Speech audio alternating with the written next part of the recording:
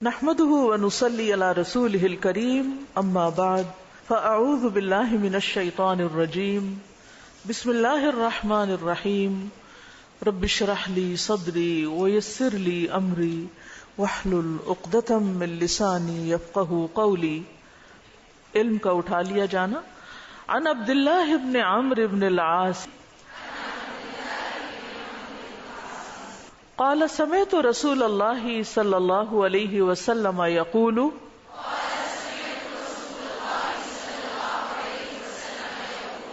ان الله لا يقبض العلم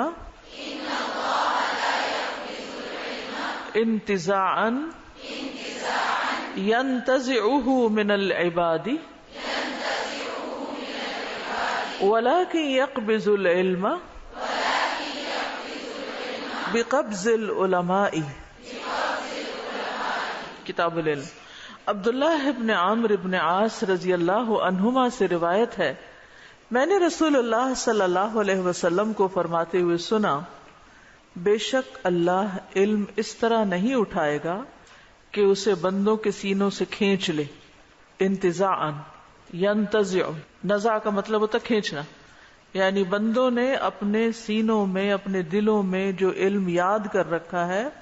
اس کو کھینچ کے نکال نہیں دے گا، بلکہ وہ علم کو علماء کی وفات کے ذریعے سے اٹھائے گا. یعنی علم والے اٹھتے جائیں گے، علم ختم ہوتا جائے گا. یہ حدیث صحیح بخاری میں مزید اضافے کے ساتھ ہے،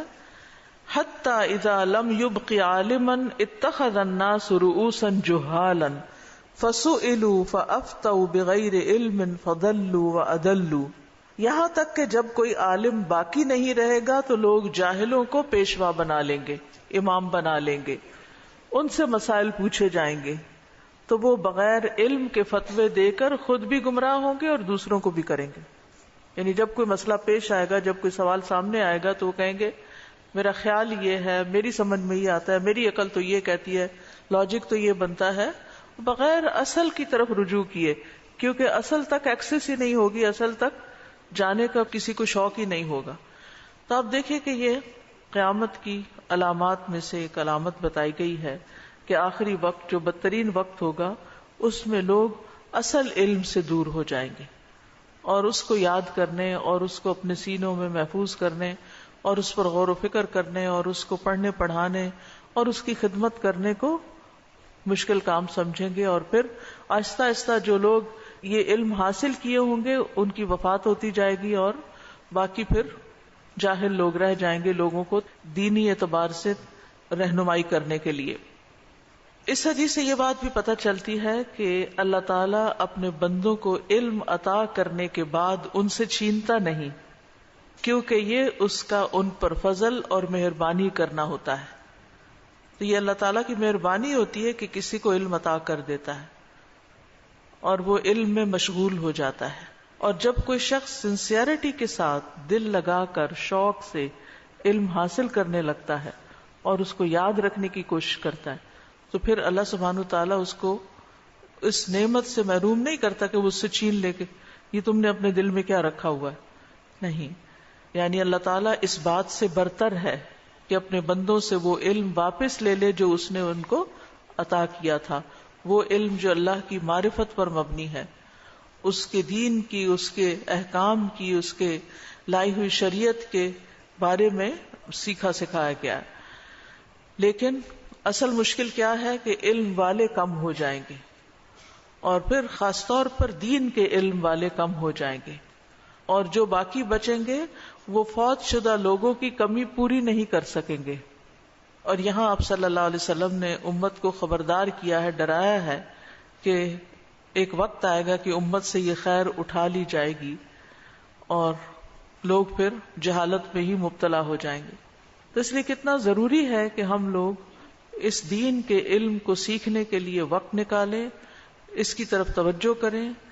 اور اس کو نہ صرف یہ کہ خود سیکھیں بلکہ اپنے بچوں کو بھی سکھائیں. بہت دفعہ یہ دیکھنے میں آیا ہے کہ ہم خود تو دین کی طرف آ گئے لیکن بچوں کے لیے ہم نے دین پسند نہیں کیا. میں سب کی بات نہیں کر رہی لیکن ایک عام سا ٹرینڈ ہے کہ خاندان کے بزرگ دین میں ہیں مڈل ایج کے لوگ دین پڑھ رہے ہیں، اب دنیا دیکھ کر اب دین کی طرف لوٹے ہیں تو پڑھ رہے ہیں، سیکھ رہے ہیں، لیکن اپنے بچے اور بچوں کے بچے، ان کے لیے ہم نے دنیا پسند کر لی، اس خوف سے کہ اگر انہوں نے دنیا کے علم نہ پڑھے تو پیچھے رہ جائیں گے. ٹھیک ہے وہ بھی پڑھائیں، لیکن اس کے ساتھ ساتھ ہم میں سے ہر ماں کو یہ فکر ہونی چاہیے کہ اس کا بچہ دین کی کتنی تعلیم اور دین کی کتنی سمجھ بوجھ حاصل کر رہا ہے کہ وہ ایک مسلمان کی حیثیت سے جی سکے. اس کو بنیادی مسائل کا کتنا علم ہے، کیا عقیدے کی بنیادی چیزیں کہ وہ شرک سے بچ سکے، بدعت سے بچ سکے، اور کسی بھی ایسے نظریے سے متاثر نہ ہو کہ جو اس کے ایمان میں بگاڑ پیدا کرنے والے. اسی طرح عبادات کو ٹھیک سے ادا کرنا آتا ہو. اسی طرح ریلیشن شپس میں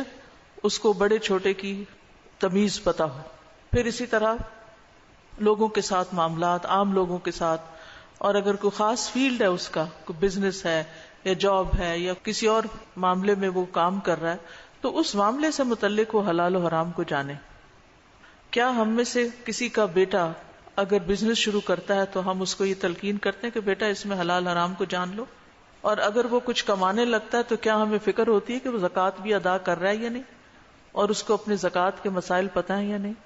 ٹیکس کا قانون تو وہ جاننے کی کوشش کرتا ہے کہ کہیں ایسا نہ ہو کہ کوئی کمی بیشی ہو تو